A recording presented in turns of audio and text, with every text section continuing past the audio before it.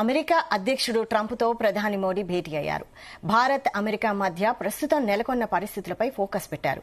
Bharat America మైత్రి కొనసాగుతుందని ఇద్దరు నేతలు ప్రకటించారు. అయితే అమెరికా అధ్యక్ష బాధ్యతలు చేపట్టాక ట్రంప్ దూకుడు నిర్ణయాలు భారత్ను ఉక్కిరిబిక్కిరి చేస్తున్నాయి. ఇటీవల అక్రమ వలసదారుల ఏరివేత పేరుతో భారత్కు 200 మందికి పైగా తిరిగి వచ్చారు. వీసాలపైన ట్రంప్ కొరడా జల్పిస్తున్నారు. ఈ నేపథ్యంలో ట్రంప్తో ప్రధాని మోడీ భేటీకి అత్యంత ప్రాధాన్యత ఏర్పడింది. అక్రమ వలసదారులు ఎవరున్నా వారి దేశాలకు వెళ్లాల్సిందేనని మోదీ కూడా ప్రకటించారు. అలాగే మోదీ ముందే భారత్ విధిస్తున్న టారిఫ్లపై ట్రంప్ అసహనం వ్యక్తం చేశారు. ఇక ఇదే అంశంపై ఇవాల్టి డిబేట్లో చర్చిద్దాం. నమస్తే అండి. డిబేట్లో జాయిన్ అయినందుకు పెంటపాటి పుల్లారావు గారు, అలాగే కపిలవాయి దిలీప్ కుమార్ గారు, అమర్నాథ్ గారు, అందరికీ నమస్తే అండి. Good morning. నమస్కారం. నమస్తే అండి. పుల్లారావు గారు, మీరు చెప్పండి. అమెరికా అధ్యక్షుడు డొనాల్డ్ ట్రంప్తో ప్రధాని మోడీ భేటీ అయ్యారు. అయితే ఏ అంశాలపై చర్చించారు అనేది ఇంకా పూర్తిగా బయటికి రాకపోయినా కూడా అయితే సుంకాలు, అలాగే వలసలు, ఇరు దేశాల వ్యూహాత్మక అంశాలపై ప్రధానంగా చర్చించినట్లు వార్తలు వస్తున్నాయి. మీ అబ్జర్వేషన్స్ ఏంటి? చాలా విశేషమైన సక్సెస్ అవ్వింది. చాలా వరకు బయటకు వచ్చింది, మాట్లాడింది. ఫస్ట్ 4 గంటలు కూర్చున్నారు డిస్కషన్. 4 గంటలు. ఒకటి. రెండో, ఫస్ట్ ఇష్యూ మీరు ఎత్తింది అంత ముఖ్యమైన కాదు, కానీ అందరి ప్రజలకి ఇలీగల్ ఇమిగ్రెంట్స్, వలసదారులు అక్రమంగా వెళ్ళిన దానికి మోడీ గారు ఎప్పుడో చెప్పారు. ఆ డొనాల్డ్ ట్రంప్ కి ఇంకా తగు లేకుండా ఎవరైతే వెళ్ళారో మా దేశం నుంచి అక్రమంగా తీసుకుంటా ఉన్నారు. ఇష్యూ సెటిల్ అయిపోయింది. మూడో విషయం, తావు రానా అని 15 సంవత్సరాలు బట్టి భారతదేశం అతని కోసం ట్రై చేస్తుంది ఇండియాకి తేవటానికి. 2008లో బాంబే 300 మంది దాదాపు ఇండియన్స్ చచ్చిపోయారు. పెద్ద ఇన్సిడెంట్ జరిగింది, టెర్రరిస్ట్ అటాక్ బాంబేలో. అతను వస్తున్నాడు భారతదేశానికి. ఈ డిఫెన్స్ గా నీకు ఏం కావాల్సి అది ఇస్తాం. F-35 ప్లేన్లు. అది అమెరికా ఇప్పటి వరకు భారతదేశానికి అమ్మలేదు. అమ్మితే అడ్వాన్స్డ్ ఎయిర్ క్రాఫ్ట్ అది మనకు అమ్మటానికి ట్రంప్ రెడీ అయిపోయాడు. ఇప్పుడు మనకి అమెరికాకి ట్రేడ్ వాణిజ్యం అప్రాక్సిమేట్ గా చెప్తున్నా $200 బిలియన్ ఉన్నది. 2030కి 500 చేద్దామని ఒక మెమరాండం సంతకం పెట్టారు. క్వాడ్ మీటింగ్ భారత్ లో పెడుతున్నాం, మీరు రావాలంటే వస్తానన్నా డొనాల్డ్ ట్రంప్. తర్వాత మిగతా చాలా విషయాలు మాట్లాడారు. ఆయిల్ కొంటామన్నా. ఈ ట్రేడ్ వాణిజ్యంలో మనకి అమెరికాకి డిఫరెన్స్ $40 బిలియన్ ఉన్నా తగ్గిస్తా ఉన్నారు. బంగ్లాదేశ్ గురించి ఒక ప్రశ్న అడిగాడు అక్కడ రిపోర్టర్ డొనాల్డ్ ట్రంప్. బంగ్లాదేశ్ గురించి నరేంద్ర మోడీ గారు చూసుకుంటారు అన్నారు. ఎంత డైరెక్ట్ గానే వాళ్ళు చూసుకుంటారు, ఆయనే చూసుకుంటున్నాడు. చాలా సక్సెస్ఫుల్ విజిట్. అయితే ఒకటి మనం మర్చిపోకూడదు. చాలా మంది బీజేపీ నాయకులు ఏమంటారంటే మోడీ గారు మోడీ అది భారతదేశం. ఎవరైతే సరిగ్గా హ్యాండిల్ చేస్తారో భారతదేశం జెండాని వాళ్ళకి గౌరవం వస్తుంది. నరేంద్ర మోడీ గారు చక్కగా హ్యాండిల్ చేస్తున్నాడు విదేశీ విషయాలు, డిఫెన్స్ విషయాలు అని. నాలాంటి వాళ్ళు ఎప్పటి నుంచో చెప్తున్నా. చాలా కేర్ఫుల్ గా. ఇదేదో సడన్ గా ఈవేళ వాషింగ్టన్ వెళ్ళి జరిగింది కాదు. 15 రోజులు బట్టి డిస్కషన్ జరిగినాయి, మాట్లాడుకున్నారు. ఏమేం చెప్పాలి 2 సైడ్లు చెప్పారు. ఎందుకంటే డొనాల్డ్ ట్రంప్ దగ్గర ఒక చెడ్డ అలవాటు ఉన్నది. తొందరగా విసుక్కుంటాడు, మాట అంటాడు. ఆ మాటే ప్రపంచం చుట్టూరా వెళ్ళిపోతాడు. అందువల్ల చాలా కేర్ఫుల్ గా అవమానం చేయకూడదు. నరేంద్ర మోడీ సంతకం పెడుతున్నారు ఫైల్. ఆయన వెనకాల కుర్చీ వెనకాల నిలబడి కుర్చీ వెనకాల, ఎందుకంటే మెసేజ్ వెళ్ళాలని చాలా కేర్ఫుల్ గా ట్రీట్ చేశాడు డొనాల్డ్ ట్రంప్ అని. తర్వాత నిన్న నైట్ డిన్నర్ కూడా ప్రైవేట్ డిన్నర్ ఇచ్చాడు. ఇవన్నీ మనకి తప్పకుండా బాగా పెద్ద మెసేజ్ వెళ్ళింది ప్రపంచం చుట్టూరా. మిగతా 3 దేశాలు ఇప్పటి వరకు వెళ్ళి కలిశారు. ఎవరు కలిశారు? ఫస్ట్ ఇజ్రాయెల్, చాలా దగ్గర అమెరికా కలిశారు. 2 జపాన్, అమెరికాకి అమెరికన్ ట్రూప్స్ జపాన్ లో ఉన్నారు. 1945 నుంచి 80 సంవత్సరాలు ఆయన కలిశారు. 3వది అరబ్ దేశాల నుంచి ఒక రిప్రజెంటేటివ్ జార్డన్ మహారాజా కింగ్ వెళ్ళాడు. 4 నరేంద్ర మోడీకి ఎక్కువ టైం, ఎక్కువ ఇంపార్టెన్స్. భారతదేశంతో చక్కగా కేర్ఫుల్ గా డీల్ చేశారు. అన్ని విషయాలు మాట్లాడారు. యుక్రెయిన్ గురించి మాట్లాడారు, అన్ని మాట్లాడారు. సో అందువల్ల మనం చాలా ఆనందపడాలి. ఎందుకంటే భారత్కు మంచిది, భారతదేశానికి. అలాగే ఇంకో మాట కూడా చెప్పాలి, చెప్పబోతే గౌరవం కాదు. మన్మోహన్ సింగ్ కూడా న్యూక్లియర్ అగ్రిమెంట్ సెటిల్ చేశాడు అమెరికాతో. చిన్న విషయం కాదు. ఆ సమయంలో ఆయన వేసిన పునాదుల మీద మిగతా ప్రధానమంత్రులు కూడా ఫ్యూచర్ వెళ్తారు. ఇప్పుడు నరేంద్ర మోడీ గారు వేసిన పునాదుల మీద ఫ్యూచర్ ప్రధానమంత్రులు, ఫ్యూచర్ ప్రభుత్వాలు వెళ్తాయి. మనం జాగ్రత్తగా చూసుకోవాలి. ఎందుకంటే ఇవాళ ప్రపంచంలో ఒకటే ఒక అగ్రదేశం ఉన్నది, అమెరికా. అగ్రదేశం అంటే ఏంటి? చైనా దగ్గర డబ్బు ఉన్నది, చైనా దగ్గర సైన్యాలు ఉన్నాయి. కానీ చైనా సైనికులు చైనాను వదిలి ఎక్కడికి వెళ్ళలేదు ఇప్పుడు వరకు, మీరు మర్చిపోదు.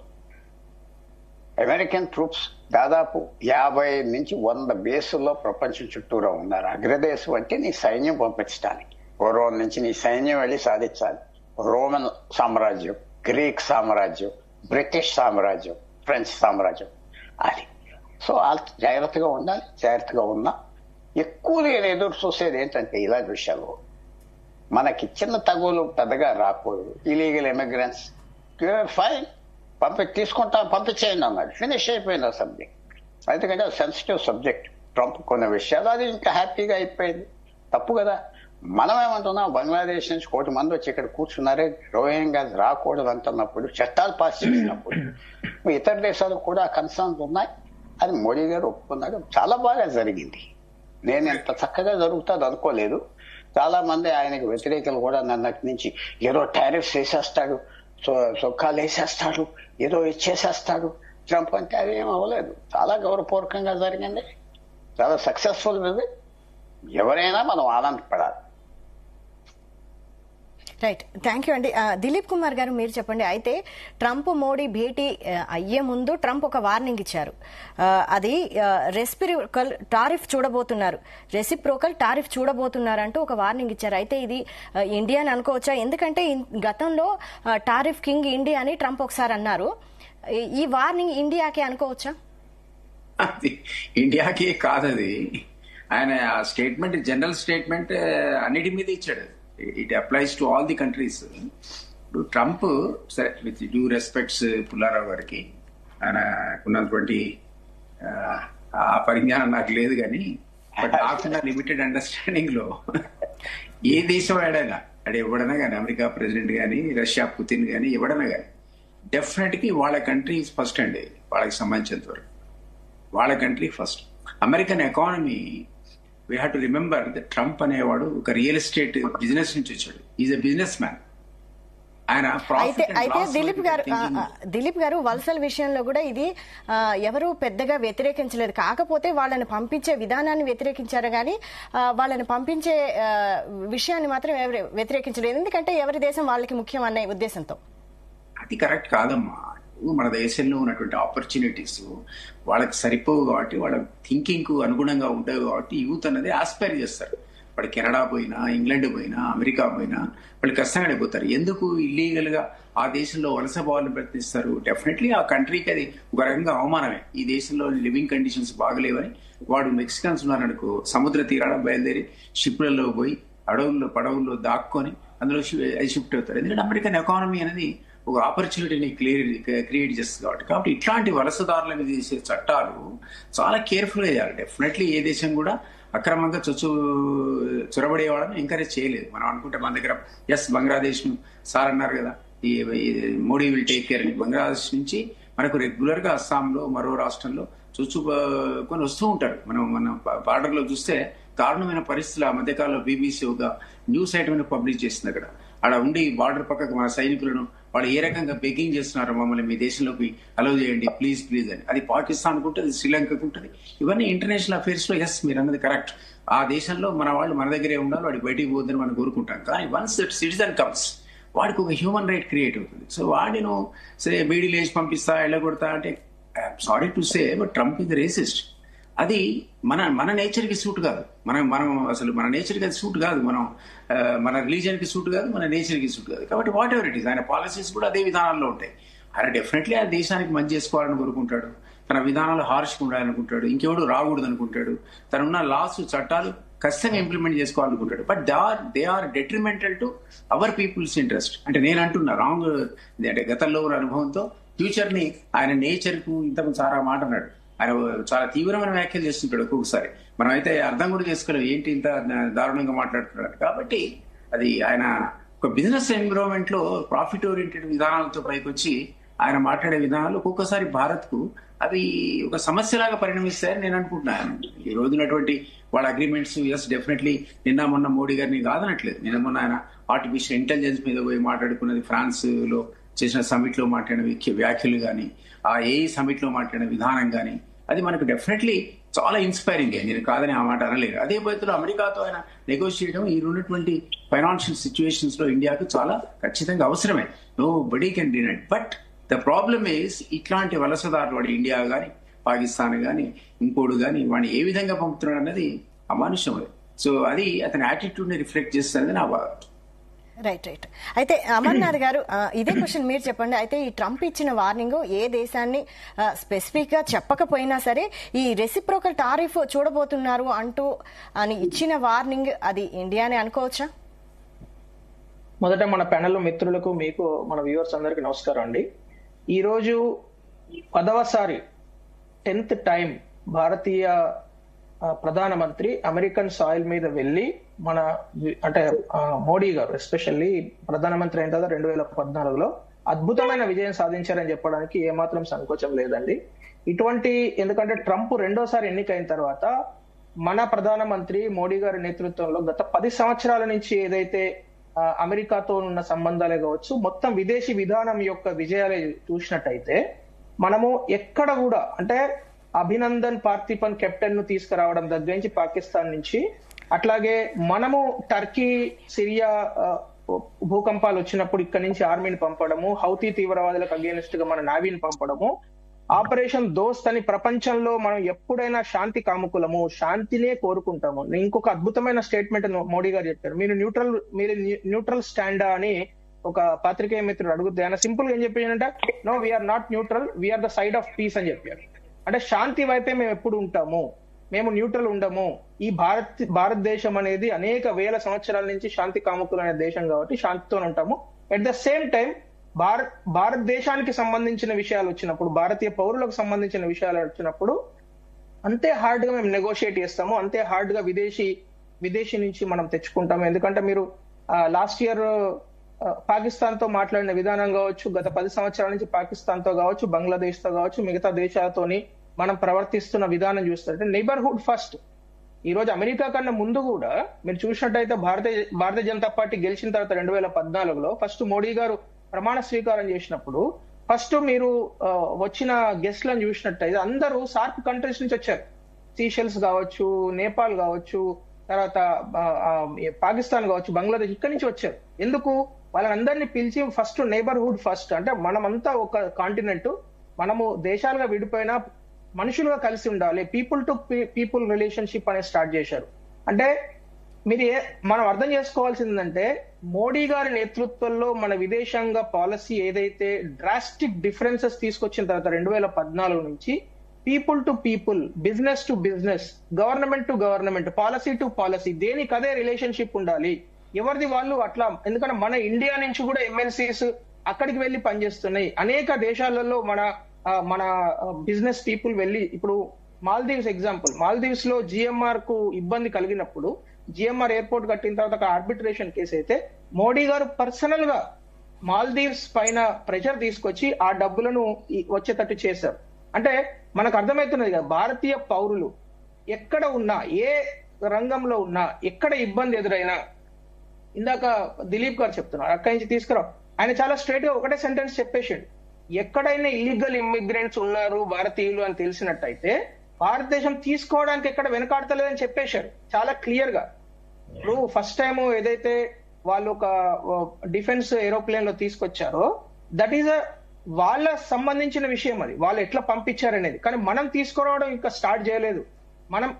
మేడం నేను ఒకటి చెప్తాను, కరోనా వచ్చినప్పుడు భారతదేశ పౌరులు 81 దేశాల నుంచి 70 లక్షల మందిని భారతదేశానికి తీసుకొచ్చామండి సురక్షితంగా.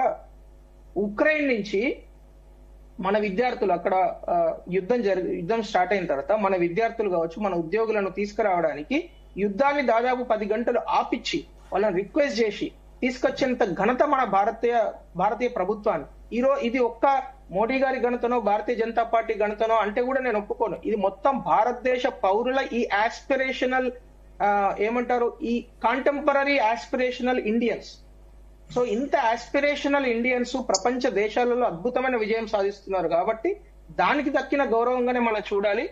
దాని ప్రైమ్ మూవింగ్, దాని యొక్క డ్రైవర్ మాత్రం ఎవరు అంటే నరేంద్ర మోడీ గారు అని చెప్పుకోవచ్చు 100%. ఎందుకంటే వారు చేసిన ఈ మధ్య కాలంలో మీరు గమనించినట్టయితే గత 11 సంవత్సరాలుగా ఇజ్రాయెల్ తో పాలస్తీనాతో, అటు యుఏఈతోని, ఇటు ఖతార్ తోని మీరు ఎప్పుడు జరగలేదు. ఖతార్ నుంచి మరణశిక్ష పడ్డ 8 మంది నేవీ ఆఫీసర్స్ ను భారతదేశానికి తిరిగి తీసుకురావడం అంటే అంత సామాన్యమైన విషయం కాదు. ఈ రోజు కూడా ఇందాక పుల్లారావు గారు చెప్పారు, తహబూర్ రానా అని ఎవరైతే టెర్రరిస్ట్ ఉన్నాడో, అంటే ముంబై పేలుళ్ల పైన, ముంబై పైన దాడి విషయంలో ఎవరైతే ఇంపార్టెంట్ కీ రోల్ ప్లే చేశారని మనం నమ్ముతున్నామో అటువంటి వ్యక్తిని భారతదేశానికి డిపోర్ట్ చేసేస్తానని సింపుల్ గా చెప్పేసిండు ట్రంప్. మనం ఎన్నో రోజులుగా అడుగుతున్నాం, అంటే జో బైడెన్ ప్రెసిడెంట్ ఉన్నప్పటి నుంచి కూడా మనం అడుగుతున్నాం. అట్లాగే మన ట్రేడ్ విషయంలో, మన ట్రేడ్ ఇప్పుడు 2024 లో $150 బిలియన్ ఉంటే దాన్ని $500 బిలియన్ చేయాలి 2030కి అని చెప్పారు. అంటే ట్రేడ్ అంటే భారతదేశానికి లాభం జరుగుతుంది, అమెరికాకు లాభం జరుగుతుంది. ఒకటే ఒక స్టేట్మెంట్ లో వారు ఎంత అద్భుతంగా చెప్పారంటే, make America great again plus make India great again is equal to MEGA partnership అని చెప్పారు. అంటే అమెరికా, భారతదేశము 2 దేశాలు కలిసి ప్రపంచానికి ఒక అద్భుతమైన మెసేజ్ ఇవ్వబోతున్నారు. ఎందుకంటే 2 ప్రజాస్వామ్య దేశాలు. ప్రపంచంలో ఈ రోజు గ్లోబ్ అంటే ఈ వరల్డ్ కావాల్సింది ప్రజాస్వామ్యము, నిరంకుశత్వం కాదు, నిరంకుశ పాలనలు కాదు, రాజుల పాలనలు కాదు, రాణుల పాలనలు కాదు అనేది ఈ రోజు చాలా క్లియర్ గా, స్పష్టంగా ప్రపంచానికి ఒక అద్భుతమైన శాంతి సందేశాన్ని, ప్రజాస్వామ్య సందేశాన్ని ఇచ్చారని నేను అనుకోవచ్చు. ఎందుకంటే 2 అతిపెద్ద ప్రజాస్వామ్య దేశం భారతదేశం అయితే, అతి పురాతనమైన ప్రజాస్వామ్య దేశం అమెరికా. ఈ 2 కలిపి ప్రపంచానికి ఒక ప్రజాస్వామ్య దిశా నిర్దేశనము చేస్తున్నది, రాబోయే రోజుల్లో చేస్తుంది. ఎందుకంటే మనం కూడా బై 2047 వికసిత్ భారత్ అంటే అభివృద్ధి చెందిన దేశంగా ఉండాలి అని మనం కోరుకుంటున్నాం. మన యువత, మహిళలు అందరికీ అద్భుతమైన ఆపర్చునిటీస్ రావాలని కోరుకుంటున్నాం. కాబట్టి ఈ రోజు భారతదేశము, భారతీయ ప్రధాని నిన్న ఫ్రాన్స్ లో కావచ్చు, ఆ తర్వాత ఈ రోజు అమెరికాలో కావచ్చు చేసిన స్టేట్మెంట్స్, ఫ్రాన్స్ లో కూడా అద్భుతమైన మీటింగ్ అది. అసలు వాళ్ళు ఎంత ఇన్ఫాక్ట్ మనం అంటే అమెరికాతో జరిగిన బైలాటరల్ రిలేషన్షిప్ తో కంపేర్ చేస్తే అది చిన్నగా కనబడుతుంది. కానీ ఫ్రాన్స్ తో మనకున్న బైలాటరల్ రిలేషన్షిప్ అనేక సంవత్సరాలుగా మనము సెక్యూరిటీ కౌన్సిల్ మెంబర్ కావడానికి, అంటే ఐక్యరాజ్య సమితిలో శాశ్వత సభ్యులు కావడానికి మొదటి నుంచి కూడా ఫ్రాన్స్ మనకు సపోర్ట్ చేస్తారు.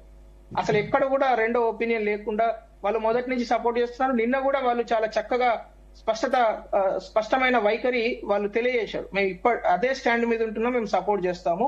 ఏ రోజైనా భారతదేశం లాంటి అత్యంత పెద్ద ప్రజాస్వామ్య దేశము ఖచ్చితంగా ఐక్యరాజ్య సమితిలో ఒక శాశ్వత సభ్యులుగా ఉండాలి అని వాళ్ళు చాలా స్పష్టంగా చెప్పడం జరిగింది. అంటే సింపుల్ మేడం, ప్రపంచంలో ఎప్పుడైనా ఒక దేశానికి ఒక అద్భుతమైన నాయకుడు దొరికినప్పుడు, ఆ దేశం యొక్క పౌరులు ఆ దేశంలో సహజ సిద్ధంగా మనకు ఆ స్ట్రెంగ్త్ ఉన్నప్పుడు, ఆ బలం ఉన్నప్పుడు ఖచ్చితంగా ఒక బలమైన దేశంగా, ఒక అంటే అద్భుతమైన దేశంగా, ఒక సూపర్ పవర్ గా ఎదగడానికి ఒక అద్భుతమైన ఏమంటారు ఒక దిశ ఏర్పాటు చేయబడ్డది గత 10 సంవత్సరాల్లో. సో నెక్స్ట్ 25 years మనం అమృత్ కాలం చెప్పుకుంటున్నాం కాబట్టి 25 ఏళ్ళు భారతీయ పౌరులు మనందరం కూడా యూటిలైజ్ చేసుకొని బై 2047 మనం ఖచ్చితంగా అభివృద్ధి చెందిన దేశంగా మారబోతున్నాం అనే పూర్తి స్థాయి విశ్వాసంతో మేము ఉన్నాం. మనందరికి కూడా విశ్వాసం కలగజేయడానికి నిన్న జరిగిన ద్వైపాక్షిక ఒప్పందాలు ఏవైతే ఉన్నాయో, అట్లాగే ఒక విజన్ ఏదైతే వాళ్ళు ప్రజెంట్ చేశారో, MIGA plus MAGA is equal to MEGA partnership అనేది, అది ఖచ్చితంగా మనకు అందరికీ ఉపయోగపడుతుంది. ఇక దానిలో చిన్న చిన్న విషయాలు ఏవైతే అక్కడ ఏది ఇల్లీగల్ ఇమిగ్రెంట్స్ ఇట్లాంటి విషయాలలో ఆల్రెడీ వాళ్ళు చక్కగా సమాధానం చెప్పారు. ఇంకా దానిలో మనము ఎక్కువ దానిలో అంటే లోతుగా వెళ్లాల్సిన అక్కరేం లేదు. ఎవరైనా ఇల్లీగల్ ఇమిగ్రెంట్స్ అని అమెరికా భావిస్తే వాళ్ళని ఎప్పుడైనా పంపించవచ్చు, రెడీ ఉన్నామని చెప్పారు. రైట్. రమేష్ గారు గుడ్ మార్నింగ్ అండి. గుడ్ మార్నింగ్ అండి. అయితే ట్రంప్ ఎప్పుడు ఇండియాని విమర్శిస్తారు కానీ మోడీని విమర్శించారు. అంటే ఇది ఏ రకమైన స్నేహం అనుకోవచ్చు? ఈ వ్యక్తిగత స్నేహాలు ఎంతవరకు లాభిస్తాయంటారు మనకు? ముఖ్యంగా ప్యానెల్లో ఉన్న పెద్దలందరికీ నమస్తే అండి. తప్పనిసరిగా ప్రెసిడెంట్ ట్రంప్ గారు, ప్రైమ్ మినిస్టర్ మోడీ గారు మధ్యలో ఒక మంచి అవగాహన, ఒక పరస్పర గౌరవం ఉంది. తప్పనిసరిగా అది ఓవరాల్ గా రెండు దేశాల మధ్య రిలేషన్షిప్ ని కూడా ఎంతో కొంతవరకు పాజిటివ్ గానే చూపిస్తుంది, తప్పనిసరిగా పాజిటివ్ లైట్ లోనే. ఇప్పుడు ఒక చక్కటి దీర్ఘకాలిక లక్ష్యం పెట్టుకోవటం, ఆ లక్ష్యానికి అనుగుణంగా పనిచేయటం అనేది plan, prepare, perspire and inspire అనే ఒక 4 ఈ వర్డ్స్ చాలా కీ వర్డ్స్ అండి. We have to plan, we have to prepare, we have to perspire and then only we can inspire అనే ఒక విధంగానే ఉంది. ఓవరాల్ గా as a student of American government politics and foreign policy, overall గా నేను ప్రస్తుతం జరుగుతున్న అంటే వెరీ షార్ట్ విజిట్ అయినప్పటికీ షార్ట్ విజిట్ లోనే ఒక దశానిర్దేశం జరిగిందని భావిస్తున్నాను. ఎందుకంటే ఒక $500 బిలియన్ ఇద్దరం కలిసి అంటే 2-way ట్రేడ్ జరగాలనేది ఒక గోల్ పెట్టుకున్నారు. తర్వాత రెసిప్రోకల్ టారిఫ్ విధానం అంటే సింపుల్, ఇద్దరికి ఒక అంటే మీరు తగ్గొద్దు మేము తగ్గం, మీరు తగ్గితే మేము తగ్గుతాం అనే విధంగా ఉంది. దాన్ని మనము పాజిటివ్ గా చూడాలా నెగిటివ్ గా చూడాలా అన్నప్పుడు ఇది సింక్ ఇన్ అవడానికి ఈ రెండింటిని అడ్జస్ట్మెంట్స్ చేసుకోవడానికి కొంత టైం పడుతుంది. అది నెంబర్ 2. నెంబర్ 3, ఇల్లీగల్ ఇమిగ్రెంట్స్ విషయంలో మీరు ఇల్లీగల్ ఇమిగ్రెంట్స్ మా పంపించడం తప్పలేదు, కానీ పంపించే విధానాన్ని కొంతవరకు మీరు సరి చేసుకోవాలని ప్రైమ్ మినిస్టర్ మోడీ గారు ప్రెసిడెంట్ ట్రంప్ ని కోరడం జరిగింది. దాంట్లో కూడా కొంత మార్పు రాబోయే రోజుల్లో చూడొచ్చు మనము. తర్వాత మన science, technology, engineering, mathematics and medicine stem students కు సంబంధించి F1 స్టూడెంట్ వీసాలకు సంబంధించి కూడా సైడ్ లైన్స్ లో డెఫినెట్ గా దానికి సంబంధించిన కూడా డిస్కషన్స్ వచ్చినవి. దాంతో పాటు అన్నిటికన్నా ముఖ్యంగా కంపాక్ట్ అనే ఒక కొత్త వర్డ్ ఒకటి వినపడింది. అంటే ముఖ్యంగా డిఫెన్స్ సెక్యూరిటీనే కాకుండా ట్రేడ్, టెక్నాలజీ విషయాల్లో కూడా కలిసి పనిచేయాలి, ఓవరాల్ గా ఇంకా ఎక్కువ పరిగాని చేయాలి. తర్వాత intensive critical and emerging technologies మీద కూడా చాలా ఇచ్చిపుచ్చుకోవాలి మనము. అంటే ఆర్టిఫిషియల్ ఇంటెలిజెన్స్ తో పాటు మిగతా క్వాంటమ్ కంప్యూటింగ్ ఇంకా మిగతా వాటిల్లో కూడా ఇచ్చిపుచ్చుకునే విధంగా ఉండాలి.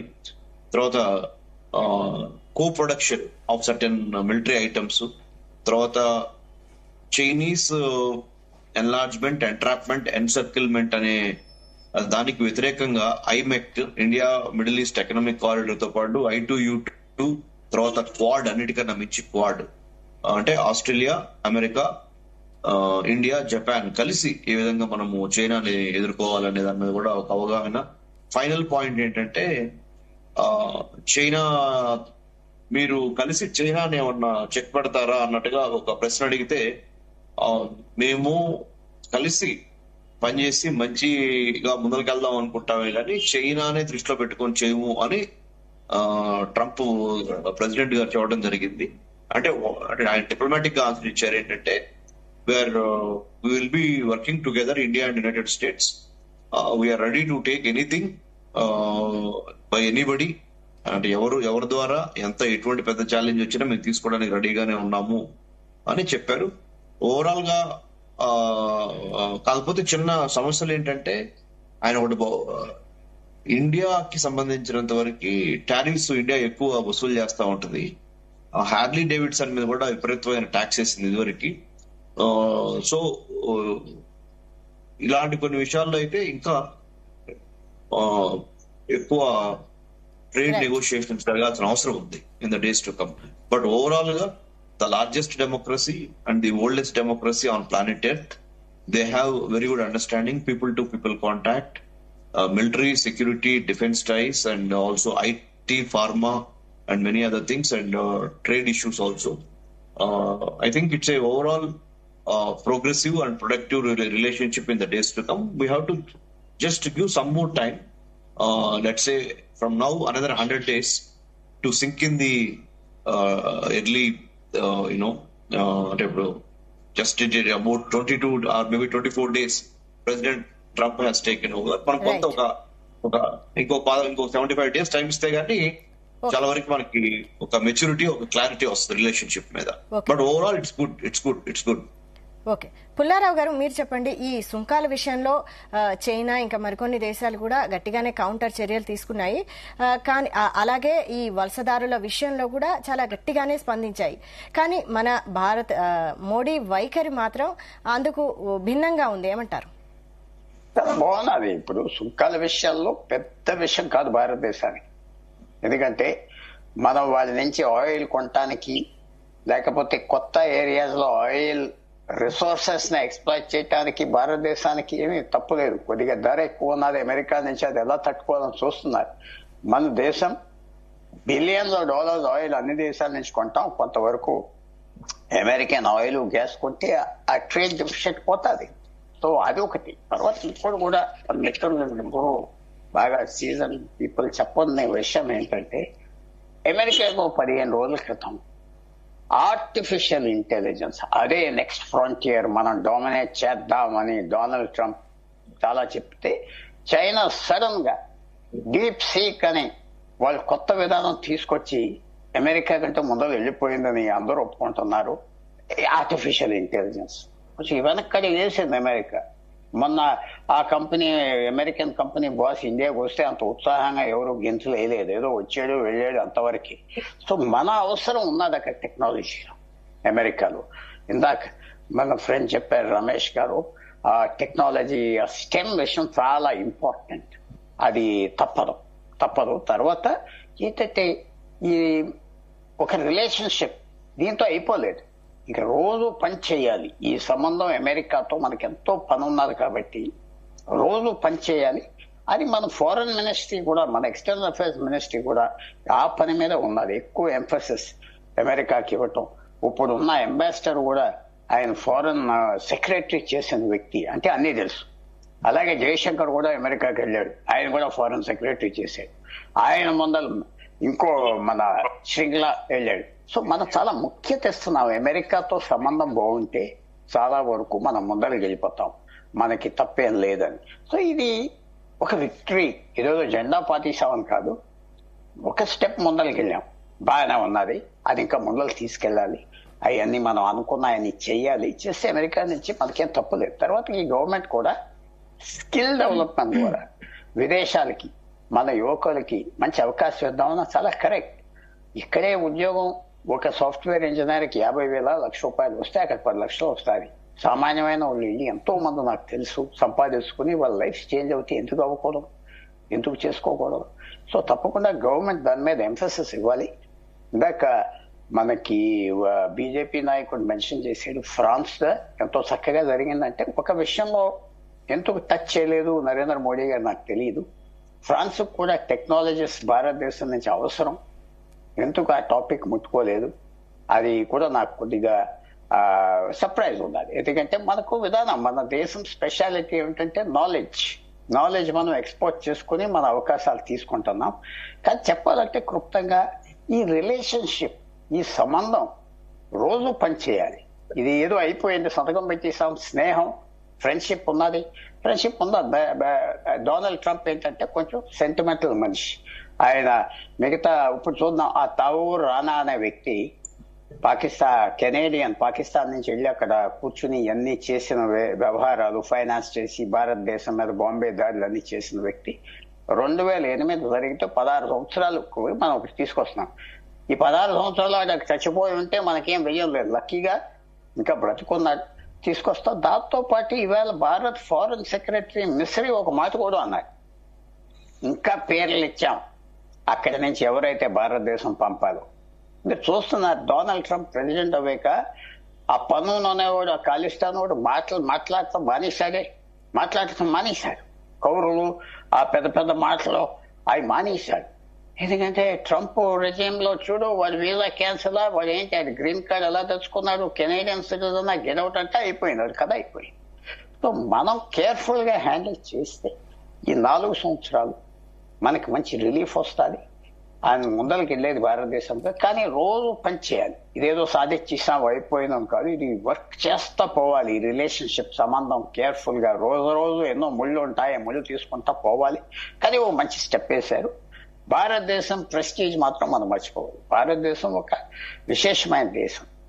లాస్ట్ మాట ఏమిటంటే 1959 అనుకుంటా దలై లామాకి మనం 59 నా మెమరీ నేను చెప్తున్నా, దలై లామాకి మనం రెఫ్యూజ్ ఇచ్చాం. దాని గురించి చైనాతో మనకి చాలా ఇబ్బందులు వచ్చేసి, అలాగే ఇప్పుడు మనం బంగ్లాదేశ్ ప్రధానికి మనం రెఫ్యూజ్ ఇచ్చాం, వ్యవసాయాలు ఇచ్చాం. భారతదేశంలో ఆ గట్టితనం కూడా ఉన్నది. మన ఎస్టాబ్లిష్మెంట్, మన ఫారెన్ పాలసీ, మన అడ్మినిస్ట్రేషన్ ఒకసారి నిర్ణయం తీసుకుంటే మనం గట్టిగా ఉంటాం, ఎవరిని లెక్క పెట్టాం. సో అది కూడా మనం ఉన్నది, అది కూడా మనం ముందరికి వెళ్ళాలి, మనం గర్వంగా ముందరికి వెళ్ళాలి. సో గుడ్ డేస్ రావచ్చు, కానీ పని చేయాలి. దీంతో అయిపోయింది, ఏదో సాధించేసాము, షేక్ హ్యాండ్స్ ఇచ్చేసి జయ జయ అంటాం కుదరదు. ఇది భారతదేశం ప్రెస్టీజ్. మీరు భారతదేశం ప్రధానిగా ఉన్నంత కాలం రిసీవ్ చేసుకుంటారు, ప్రధాని కానప్పుడు ఎవరు రిసీవ్ చేసుకోవాలి. బరాక్ ఒబామా ఇండియాకు వచ్చాడు మాజీ ప్రెసిడెంట్ గా, ఎవరు తప్పట్లు కూడా కొట్టలేదు, మనం వస్తానన్నాడు, రాలేదు. సో మనం, ఇది భారత్ ప్రెస్టీజ్. వ్యక్తులు బాగా పనిచేస్తున్నారని కాదంటలేదు, but you to be careful గా డీల్ చేస్తారు, చేశారు కూడా. మనం అది కాదంటాం వీల్లేదు. మోడీ ప్రభుత్వం అమెరికా సంబంధాన్ని కేర్ఫుల్ గా డీల్ చేశారు, రష్యాతో డీల్ చేశారు, చైనాతో డీల్ చేశారు. So it's on good footing. మనం ఇది ముందరికి వెళ్ళాలి అని మాత్రం నేను ఆలోచిస్తాను. ఓకే.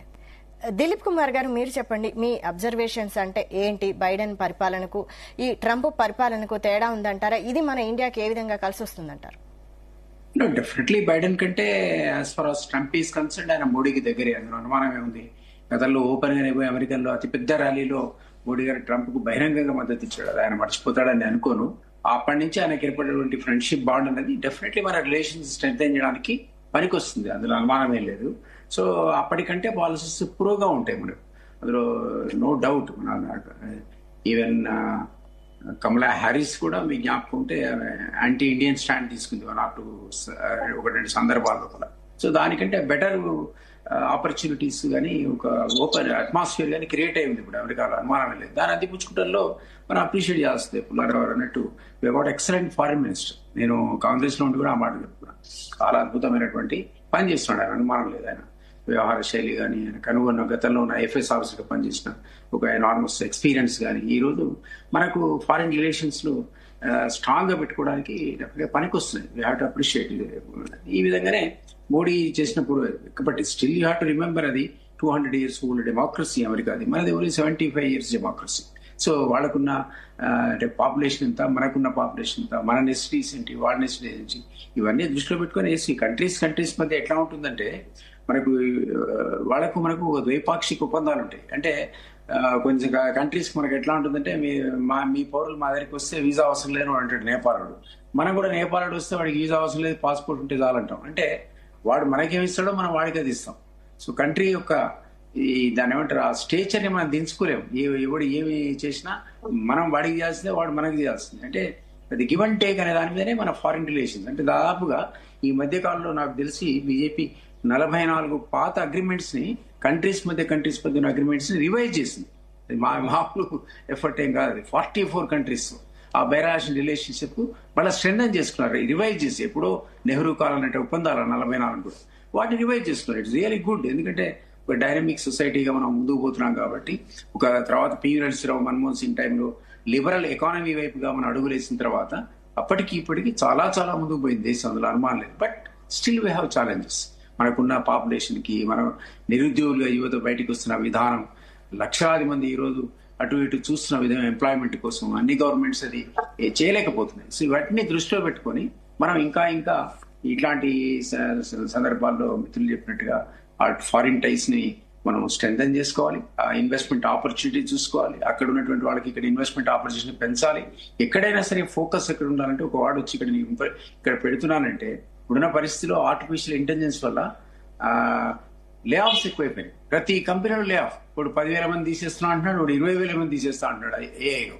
అది మరి ఏఐలో మన ప్రైమ్ మినిస్టర్ చెప్పాడు, ఏఐ అనేది మనం అది కూడా ఒక ఉత్పత్తి రంగంగానే చూడాలి తప్ప అది ఒక ప్రమాదకరంగా మనకు పరిగణించడానికి వీల్లేదు అన్నాడు. మరి అది నిజమైతే దానికి అనుగుణంగా మనం ఇంకా ఒక ఇండస్ట్రీ వాడి ఇక్కడికి వస్తున్నట్టే నువ్వు ఎన్ని ఉద్యోగాలు ఇస్తావు మాకని అడగాలి తప్ప ఎన్ని కోట్లు పెట్టుబడి పెడతావు అన్నది మనకు ఈరోజు ఇమ్మీడియట్లీ అయిపోయింది. అన్ఫార్చునేట్లీ వాడు 15,000 కోట్లు పెట్టి నాకేం పెద్ద ఉద్యోగాలు అవసరం లేదు, 50 మంది చాలంటే మరి మనకు పెద్ద పరిస్థితి మనం ఫేస్ చేయాలి. ఇక్కడ అన్ఎంప్లాయ్మెంట్ అట్లాంటి క్రైసిస్ లో ఉన్నాం కాబట్టి ఇట్లాంటి ఇండస్ట్రీస్ కూడా మనం ఎంకరేజ్ చేయాలి. సార్ ఇంతకుముందు పుల్లారావు అన్నట్టు ఫ్రాన్స్ అదొక వన్ ఆఫ్ ది ఆపర్చునిటీ మనకు. Even Germany one of the opportunities. ఎంతో మంది టెక్నికల్ పీపుల్ వాళ్ళు చూస్తున్నారు, ఆ స్కిల్ లేదు, impart skill. Right. Amar,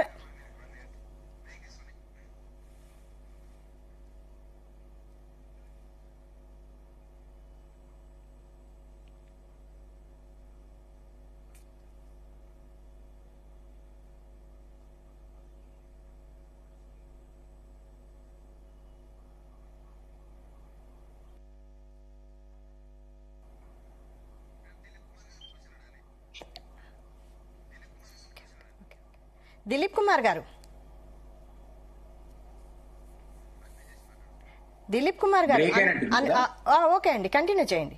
link break అయినట్టుంది. సో నేనేమంటానంటే ఈ రోజునటువంటి మన ఎగ్జాంపుల్ మన దగ్గరేనండి. ఎక్కడో ఇంతకుముందు నేను చెప్పిన బంగ్లాదేశ్ బార్డర్లో వాళ్ళ సిచ్యువేషన్ అవతల వాడికి చూడండి, ఇటుపక్కనే పాకిస్తాన్ నుంచి మన దగ్గరికి వచ్చేవాడి సంగతి చూడండి, అనేది పక్క పెట్టండి. అసలు మీరు ఇక్కడ సిటీలో ఉన్న హోటల్స్ లోకి పోయి చుట్టుపక్కల పరిశీలిస్తే most of them have come from our own Srikakulam. మన శ్రీకాకుళం నుంచి మన పిల్లలు వచ్చి ఇక్కడ ఉద్యోగాలు చేస్తున్నారు హోటళ్లలో. అంటే పరిస్థితి అన్ఎంప్లాయ్మెంట్ ఎట్లా ఉందంటే మన కంట్రీలోనే యూనిఫామ్ గా లేదు. ఒకప్పుడు మహబూబ్నగర్ నుంచి లక్షల మంది వలసపోతారు అనేది ఈ రోజు సగానికి తగ్గిపోయారు. ఎందుకంటే ఈ రోజు బెటర్ పొజిషన్ లో తెలంగాణ ఉంది.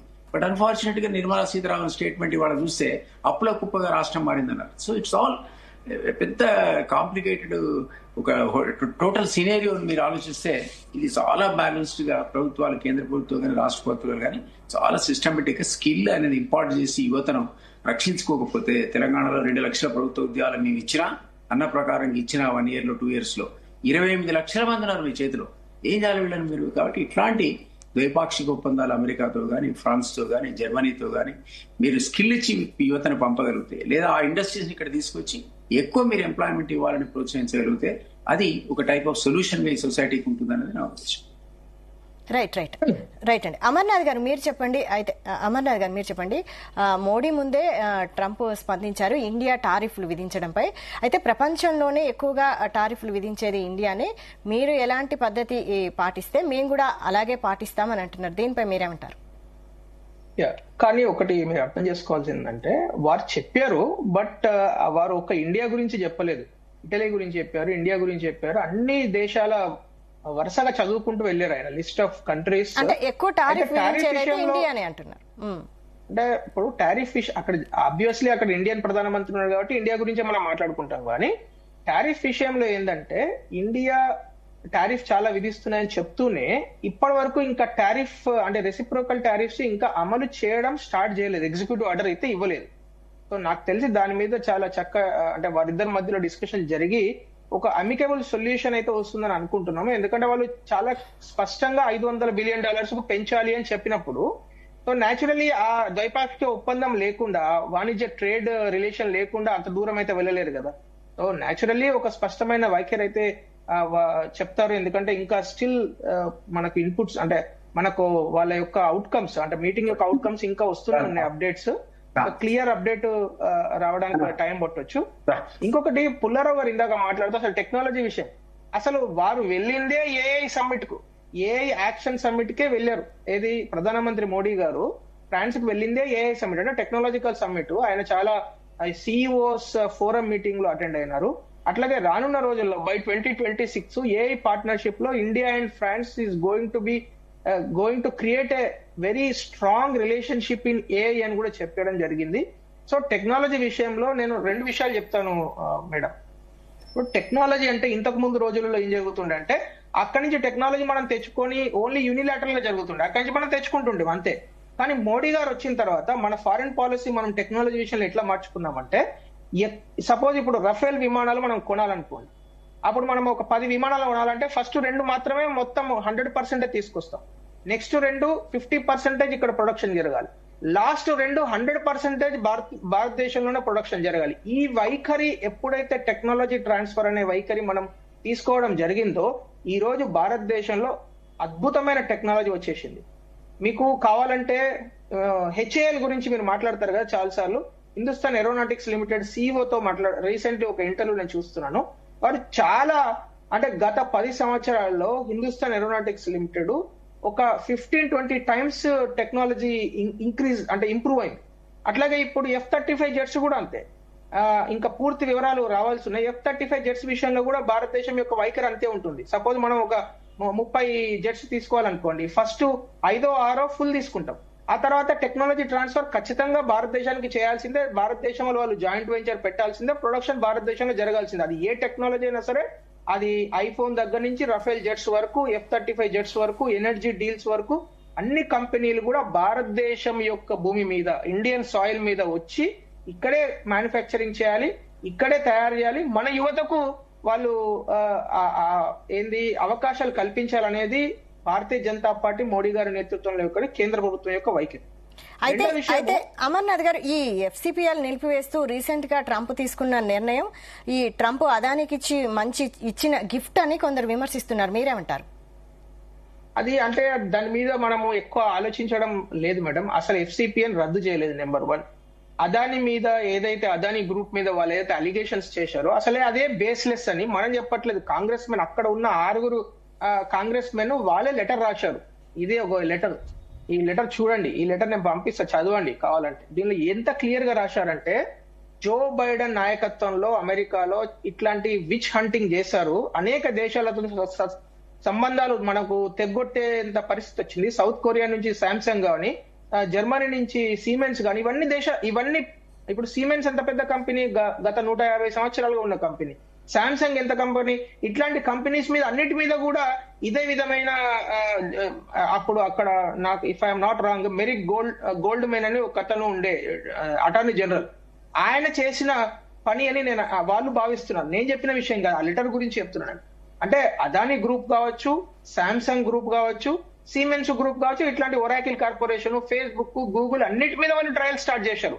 అట్లా ఒక జస్ట్ 4 సంవత్సరాలలో 140 ఎంఎన్సీస్, అంటే 140 ఎంఎన్సీస్ పైన అమెరికన్ కంపెనీస్ కావచ్చు, ఫారిన్ కంట్రీస్ నుంచి వచ్చిన కంపెనీస్ అన్నిటి మీద కూడా ట్రయల్ స్టార్ట్ చేసేసరికి ఒక రకమైన, అంటే దాని ఒరిజినల్ గా 1977 లో వాళ్ళు పెట్టడానికి ఉన్న లక్ష్యం ఏంది, వాళ్ళు ఇప్పుడు సాధిస్తున్నది ఏందని వాళ్ళకే అర్థం కాక అక్కడ ఉన్న పొలిటీషియన్స్ కావచ్చు, అక్కడ ఉన్న అధికారులు వాళ్ళే రికమెండ్ చేశారు, ఇట్లాంటిది మీరు చేయొద్దు, చేయడం వల్ల మనకు వేరే దేశాలకు మధ్య ఉన్న సంబంధాలు తెగిపోతున్నాయి. అంటే అప్పుడు ట్రంప్ గారు ఒక ఎగ్జిక్యూటివ్ ఆర్డర్ ఇచ్చారు, దీన్ని రివ్యూ చేయండి, దీన్ని యాజ్ ఇట్ ఈస్ గా ఇంప్లిమెంట్ చేస్తే చాలా ప్రమాదాలు జరుగుతున్నాయి. దానిలో భాగంగా అదానీ గ్రూప్ కు కొంత ఒక ఉపశమనం కలిగింది అని నేను అనుకుంటున్నాను. ఎందుకంటే అదానీ గ్రూప్ మీద ఉన్న ఇది కూడా బేస్లెస్ అని పదే వాళ్ళు చెప్తున్నారు, ఫారిన్ సాయిల్ లో ఉన్న వాళ్ళు చెప్తున్నారు. కానీ డెఫినెట్లీ ఒకటి ఏంటంటే, భారతీయ జనతా పార్టీకి ఉన్న కమిట్మెంట్ టువర్డ్స్ అవినీతిని నిరోధించాలనే కమిట్మెంట్ లో ఎక్కడైతే కాంప్రమైజ్ లేదు. ఒకవేళ నిజంగా వారిపైన అట్లాంటి అలిగేషన్స్ నిజమైతే ఖచ్చితంగా కోర్టులోకి వెళ్ళొచ్చు. భారతదేశంలో కోర్టులలో ఇంకా విలువ ఉన్నది. ఆ కోర్టులలో వెళ్లి ఆర్డర్స్ తీసుకురావచ్చు. యూపీఏ గవర్నమెంట్ ఉన్నప్పుడు భారతీయ జనతా పార్టీ అదే పని చేసింది. ఇప్పుడు కూడా ఎవరైనా anybody is welcome to do that. Even Adani group is also telling the same thing. Andhra Pradesh కావచ్చు, వెస్ట్ బెంగాల్ కావచ్చు, తమిళనాడు ఇట్లాంటి రాష్ట్రాల్లో జరిగింది. అయితే ఇప్పుడు మన డిస్కషన్ కు ఇంకా చాలా కీలకమైన పాయింట్ ఏంటంటే, ఇందాక దిలీప్ గారు చెప్తూ ఒక మాట ప్రస్తావించారు, ఎంప్లాయ్మెంట్.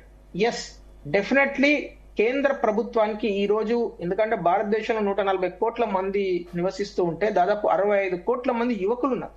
అంటే బిట్వీన్ 15 and 35, ఈ 15 నుంచి 40 సంవత్సరాల వయసున్న యువకులకు అవకాశాలు కల్పించకుంటే ఇంకొక 30 సంవత్సరాల తర్వాత ఇంత పెద్ద పాపులేషన్ వాళ్ళు వృద్ధులు అయిపోతే భారతదేశం అటువంటి పొటెన్షియల్ ను ఉపయోగించుకోలేని పరిస్థితి వస్తుంది. కాబట్టి మీరు లాస్ట్ ఇయర్ బడ్జెట్ చూసినట్టే ఎంప్లాయ్మెంట్ లింక్డ్ ఇన్సెంటివ్స్, అంటే ఏదైనా కంపెనీ పెట్టాలనుకుంటే భారతదేశంలో ఎంప్లాయ్మెంట్ ను కేంద్రంగానే దాన్ని అసెస్మెంట్ జరుగుతుంది, ఆ కంపెనీ యొక్క పరపతి అనేది ఉంటుంది అనేది చాలా కేటగారికల్ గా నిర్మలా సీతారామన్ గారు అట్లాగే మోడీ గారు పదే చెప్తున్నారు. సో ఏ కంపెనీ ఇండియాకి వచ్చినా, అమెరికన్ కంపెనీ కావచ్చు, ఫ్రెంచ్ కంపెనీ కావచ్చు, ఇంకో కంపెనీ ఇండియాకి వచ్చినా ఎంప్లాయ్మెంట్ లింక్డ్ ఇన్సెంటివ్స్ ఏ ఉంటాయి. ఎంప్లాయ్మెంట్ జనరేషన్ జరుగుతూనే ఆ కంపెనీకి ఇన్సెంటివ్ అంటే ఏదో సపోజ్ ఒక $50 బిలియన్ $50 మిలియన్ తీసుకొని వస్తే మాత్రమే సరిపోదు. మీరు ఎంత మందికి ఎంప్లాయ్మెంట్ ఇస్తారో అది కూడా చాలా క్లియర్ గా మీరు చెప్పాల్సిన అక్కర ఉన్నదని మన దేశం యొక్క విధానం. ఈ రోజు అది భారతదేశం ఫారిన్ కంపెనీస్ కే కాదు, ఇండియన్ కంపెనీస్ కూడా అది ఇంప్లిమెంట్ చేస్తున్నది. సో అది ఏ కంపెనీ అయినా సరే employment generation is the centre of our entire economic policy. So అది చాలా క్లియర్ గా మన కేంద్ర ప్రభుత్వం లాస్ట్ ఇయర్ బడ్జెట్ లో చెప్పింది. పదే ఇప్పుడు మనకు పర్ఫార్మెన్స్ రిలేటెడ్ లింక్డ్ ఇన్సెంటివ్స్ అని చెప్తున్నాం కదా, అట్లాగే మనకు ఎంప్లాయ్మెంట్ లింక్డ్ ఇన్సెంటివ్స్ కూడా ఫస్ట్ టైం తీసుకురావడం జరిగింది లాస్ట్ ఇయర్ లో. ఇంకొకటి విషయం ఏంటంటే madam, to conclude our discussion, ఇప్పుడు భారతదేశము గత 11 సంవత్సరాలుగా ఏదైతే విధానాలు అవలంబిస్తున్నారు, విదేశాంగ విధానాలు, దానివల్ల భారతదేశానికి ఎంత లాభం జరిగింది అనేది ఏ ఎన్ఆర్ఐ, అంటే కువైట్ కావచ్చు, ఖతార్ కావచ్చు, ఓమెన్ కావచ్చు, యుఏఈ కావచ్చు, దుబాయ్ కావచ్చు, మస్కట్ కావచ్చు, అంటే middle eastern countries, European countries తీసుకోండి, స్విట్జర్లాండ్ దగ్గర నుంచి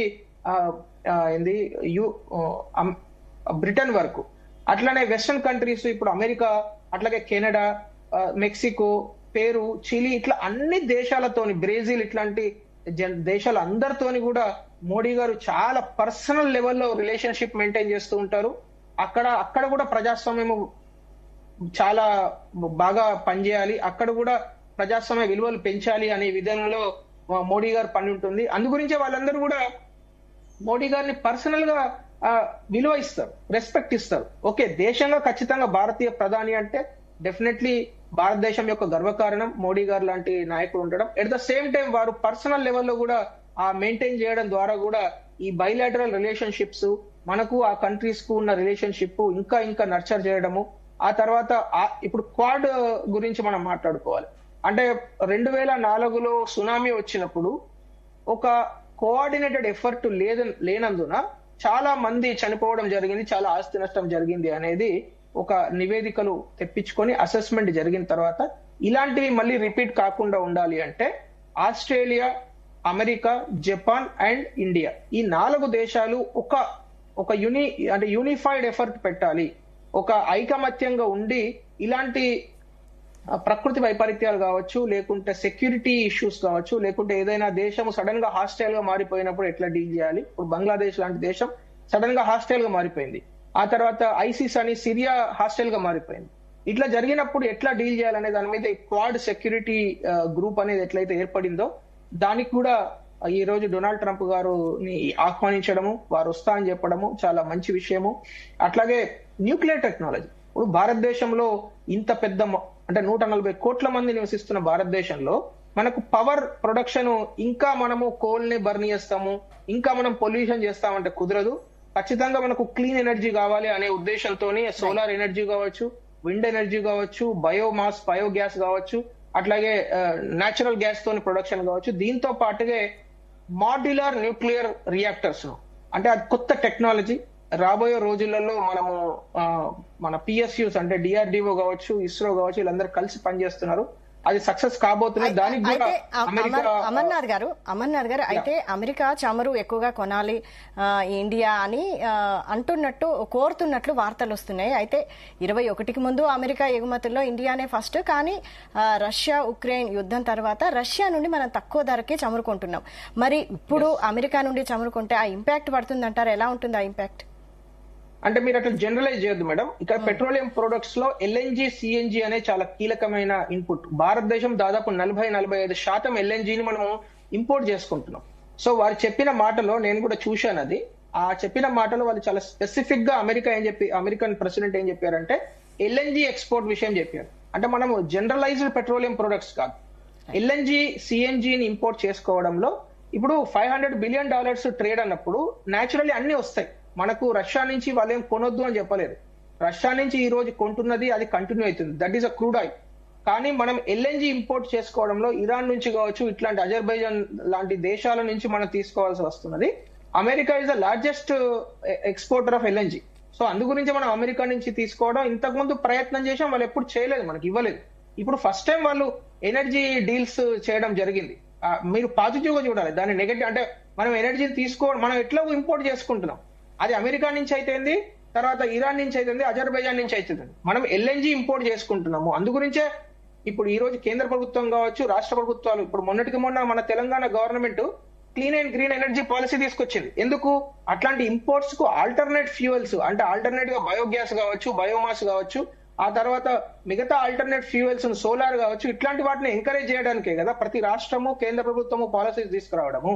సో మనం ఎనర్జీ విషయంలో రాబోయే రోజు ఆల్టర్నేట్ ఫ్యూయల్స్ అట్లాగే ఈకో ఫ్రెండ్లీ ఫ్యూయల్స్ ను మనం వాడడానికి పూర్తి స్థాయిలో సంసిద్ధంగా ఉంది అన్ని రాష్ట్ర ప్రభుత్వాలు. నేను ఈ భారతీయ జనతా పార్టీ, కాంగ్రెస్ అట్లా మిగతా అట్లే తేడా చేయట్లేదు. అన్ని రాష్ట్ర ప్రభుత్వాలు కూడా clean and green energy policy తీసుకోవాలి అనేది ఒక బ్లాంకెట్ పాలసీ లాగా తీసుకుంటున్నాం. చాలా మంచి విషయం అది. దానివల్ల రాబోయే రోజులలో ఎంప్లాయ్మెంట్ జనరేట్ అవుతుంది.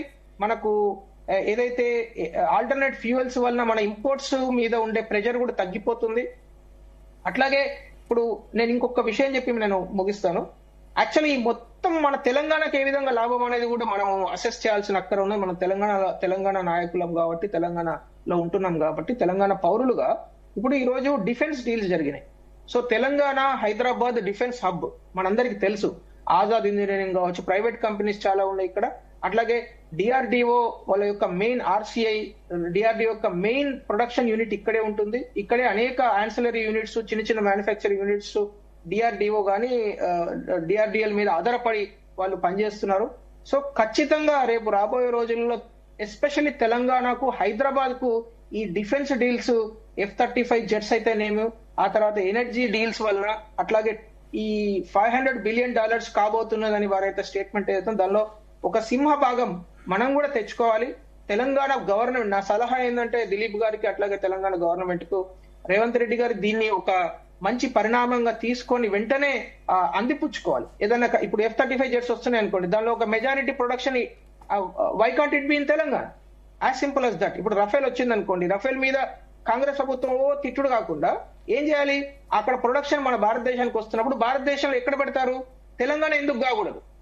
ఆ అప్రోచ్ తోని, ఆ ప్రొయాక్టివ్ అప్రోచ్ తోని, ఒక ఇనిషియేటివ్ తోని గిట్ట తెలంగాణ ప్రభుత్వము చేయాలని నేను కోరుకుంటున్నా. అట్లాగే వాళ్ళకు సూచన కూడా ఇస్తున్నాను. ఈ రోజు అమెరికా ఇండియాకు ఉండే, లేకుంటే అమెరికా ఫ్రాన్స్ కు ఉండే ఏదైతే ద్వైపాక్షికమైన వాణిజ్య ఒప్పందాలు ఉన్నాయో దానిలో సింహభాగం మనం తెచ్చుకునే విధంగా మన పాలసీస్, మన ఇన్సెంటివ్ సిస్టమ్ తయారు కావాలి. వెంటనే తెలంగాణ గవర్నమెంట్ ప్రొయాక్టివ్ గా తీసుకొని దాన్ని చేస్తుందని నేను కోరుకుంటున్నా. వాళ్ళకి చేయాలని సలహా కూడా ఇస్తుంది. రైట్ అండి. దిలీప్ కుమార్ గారు, ఫైనల్ గా చెప్పండి, ఈ మోడీ అమెరికా టూర్ మనకి ఎంతవరకు లాభిస్తుంది అంటారు ఫైనల్ గా? Definitely madam, any bilateral relations లో ఉన్నటువంటి అభివృద్ధి అన్నది మనకు కన్సర్న్, మన దేశానికి సంబంధించిన వరకు అది ప్రోగ్రెస్ లో బాగానే చూడాలి మనం. నేను అదే మాట చెప్తున్నా, పొలిటికల్స్ ఇప్పుడు విదేశ విధానం వచ్చే వరకల్లా వాళ్ళతో ద్వైపాక్షిక సంబంధాలు అనేవి వచ్చిన తర్వాత ఇవి మనం అసలు దాన్ని పాలిటిక్స్ కి లింకే చేయలేము, దేశ అభివృద్ధికి లింక్ చేయాల్సిందే. డెఫినెట్లీ ఈ రోజు అమెరికాతో ఆయన తీసుకున్న ఒప్పందం కానీ, ఫ్రాన్స్ లో ఏఐకి సంబంధించిన ఒప్పందాలు కానీ దేశాన్ని ముందుకు తీసుకుపోయే దాంట్లో భాగంగానే మనం భావించాల్సిందే. దానికి to that extent we have to appreciate. ఆ ఎఫర్ట్ మనం కాదనడానికి వీల్లేదు. కానీ ఇంతకుముందే చెప్పినట్టుగా we have to very careful. ఏ దేశమైనా వాళ్ళ దేశానికి సంబంధించిన అంశం అన్నది మొదటి ప్రాధాన్యత, తర్వాతనే మనం వస్తాం. కాబట్టి అందుకనే ట్రంప్ ఎంత మీకు ఫ్రెండ్ అయినా ఆయన అందుకే మీరు రెడీ ఉండాలి కొత్త పనులకు అన్నాడు కదా.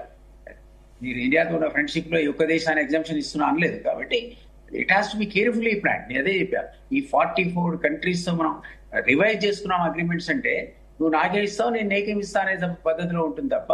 బట్ డెఫినెట్లీ ఇప్పుడున్నటువంటి ఒక మోడర్న్ యుగంలో కూడా ఆర్టిఫిషియల్ ఇంటెలిజెన్స్ మీద ఇప్పుడు మోడీతో జరుగుతున్నటువంటి, మోడీ గారు చేస్తున్నటువంటి, ట్రంప్ తో చేస్తున్న అగ్రిమెంట్స్, ఇవన్నీ కూడా మనకు రాబోయే రోజుల్లో దేశాభివృద్ధికి పనికి రావాలనే మనం ఆశిద్దాం. మన యువతకు కొత్త కొత్త ఉద్యోగాలు వస్తాయని, కొత్త ఓపెనింగ్స్ ఈ దేశంలో ఉంటే మన పారిశ్రామికవేత్తలకు ఏర్పడతాయని, కొత్త పరిశ్రమలు దేశంలో ఏవైతే ఉద్యోగాలు కల్పించే పరిశ్రమలు వస్తాయని ఆశించాల్సింది. To that extent definitely we have to appreciate. Right. Thank you అండి అమర్నాథ్ గారు, అలాగే Dilip Kumar garu. Thank you very much.